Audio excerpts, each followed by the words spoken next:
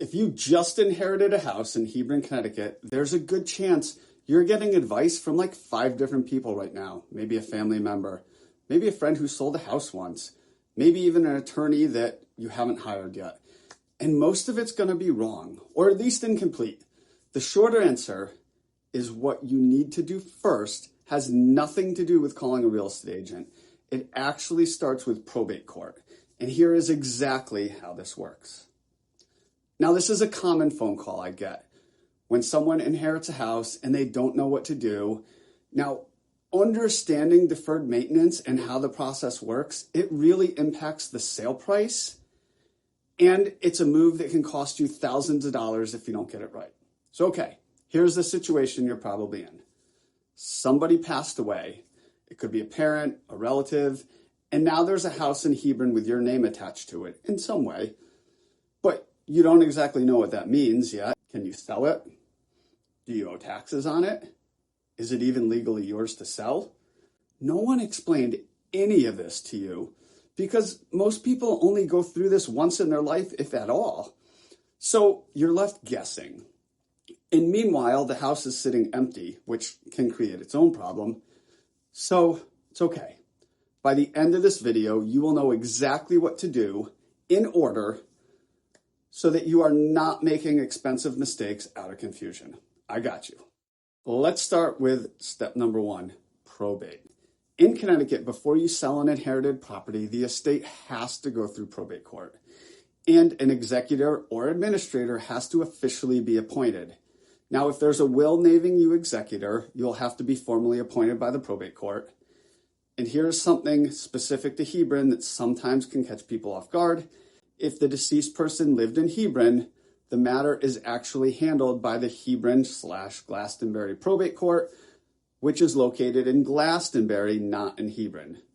Now, if there's no will, the court will appoint an administrator, which is usually the closest next of kin. And until that appointment happens, you do not have the legal authority to sign a listing agreement or a sale contract, even if everyone in the family agrees you should be the one handling it. Now, this step alone can take anywhere from a few weeks to a few months, depending on the complexity of the estate. So it is worth starting here immediately rather than waiting until you've figured out what to do with the house. Step 2 is understanding your stepped up basis, because this is the part that actually saves you real money and almost nobody explains it clearly. So when you inherit a property, your cost basis for tax purposes is not what the original owner paid for it.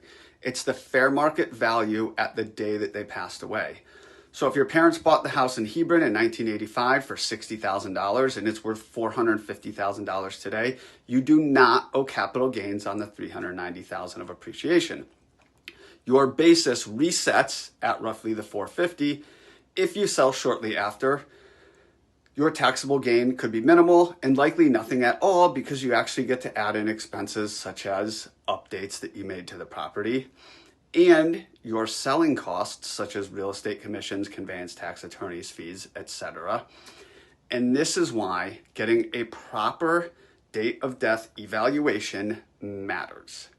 Not a guess, an actual appraisal or a documented broker opinion of value. Now, I build these regularly, and I always recommend you get this done early before you've ever decided whether or not to sell the property because it protects you on the tax side no matter what you choose to do next.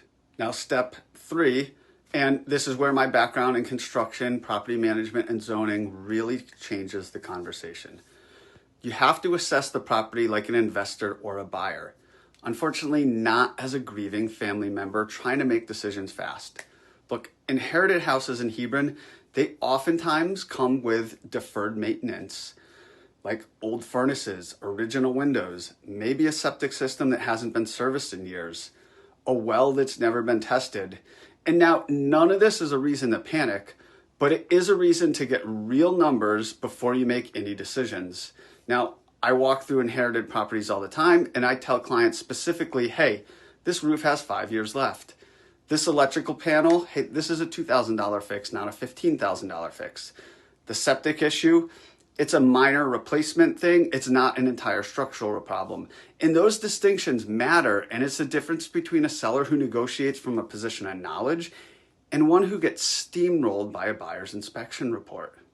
And step 4 is to decide between your 3 real options that you have. So option 1, selling the property as is, which can make sense if the property needs significant work, if you live out of state, or if the family just wants clean, fast, and easy resolution without managing anything.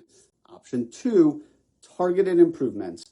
Now I want to be specific about what that actually means because it's not what most people think. It's not renovating the whole house like you're flipping it. And in the current market, you don't get back dollar for dollar what you put in when it comes to a full remodel. So big renovations rarely make sense for an inherited property. What actually moves the needle, removing all the personal property, a deep clean, fixing the 2 or 3 things that will generally cost you money at the negotiation table, empty, clean, and functionally sound. That's the combination that's almost always going to be the best return on the money and your time. And then option 3, you can hold on to the property as a rental. Now that can make sense in Hebron, specifically given the town's larger lot, rural character, and lack of rentals, but it does come with landlord responsibilities and ongoing carrying costs.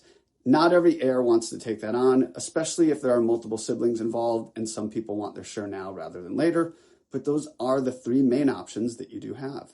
Now, here's where most families trip up. There are 3 or 4 siblings and everyone's involved. They don't agree on which of the 3 options is the right one. One wants to sell immediately. One wants to fix it up to maximize value. One wants to keep it for a rental. Now, this is incredibly common, and there is no universal right answer. It's just a process, right?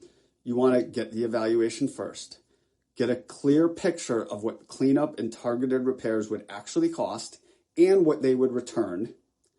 And then have a conversation about which option best fits your family's situation, not based on emotion or guesswork, but based on real numbers that everyone can look at together and agree to. So here's where that actually leaves you. Step 1, get appointed through probate. For Hebron, that means the Glastonbury-Hebron Probate Court. Nothing can legally happen until that's done. Step 2, get a proper date of death valuation to protect yourself on taxes. Number 3, get an honest, specific assessment about the property's condition, and then choose between selling it as is, targeted cleanup and repairs, or holding it as a rental. Make your decision based on real numbers, not pressure from other family members or assumptions about what the house is worth. This is exactly the kind of situation I walk Hebron families through all the time. Inherited properties where there's no rule book, there's multiple people involved, and there is real money on the line if it's handled wrong. Now, I'm not just telling you this from the outside. Between my construction background, my zoning and land use experience, my time as a realtor, and as an active investor myself, I can walk an inherited property and tell you within minutes what it's actually worth and what your real options are. If any of this in this video resonates with you, if you've inherited a house in Hebron, and you're trying to figure out what actually makes sense for you and your situation, the best next step is to book a free call with me. There's no pitch, no pressure, just a real conversation about where things stand, what your options actually look like. Now, the link is below in the description. If you found this helpful, please smash that like button and share this with anyone else who you think would get value out of this. Thanks.